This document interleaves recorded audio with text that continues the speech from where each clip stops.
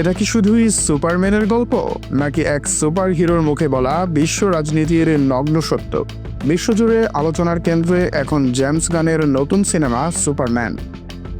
Box অফিসে চলছে সাফল্যের ঝড়, আর সোশ্যাল মিডিয়ায় বিতর্কের আগুন।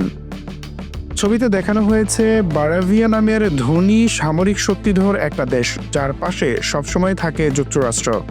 আর বিপরীতে জারহানপুর, এক দরিদ্র প্রতিবেশী রাষ্ট্র, যার সাধারণ মানুষ, নারী, শিশুরা প্রতিনিয়ত বিমান হামলার শিকার, বাস্তুচ্যুত। শুধু কি কাকতালীয়, নাকি একেবারে স্পষ্ট ইসরায়েল বনাম ফিলিস্তিনের প্রতিচ্ছবি? বিশ্লেষকরা বলছেন এই সিনেমা স্পষ্টভাবে ইসরায়েল বিরোধী এবং ফিলিস্তিনপন্থী।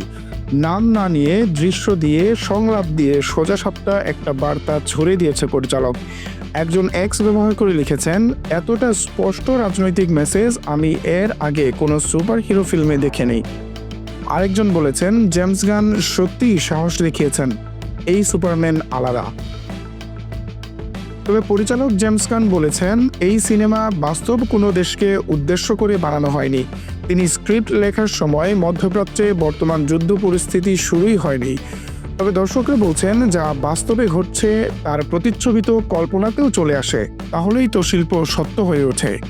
সিনেমা কি এখন শুধু বিনোদন, নাকি বিশ্ব রাজনীতির প্রতিবাদের এক নতুন ফ্রন্টলাইন?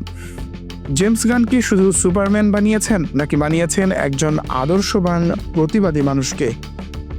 আপনি কি মনে করেন, এই সিনেমা কি শুধু সুপার হিরো ফ্যানদের জন্য, নাকি এটা ফিলিস্তিনের জন্য বলা এক সাহসী চিৎকার? আপনার মতামত কমেন্টে জানাতে পারেন।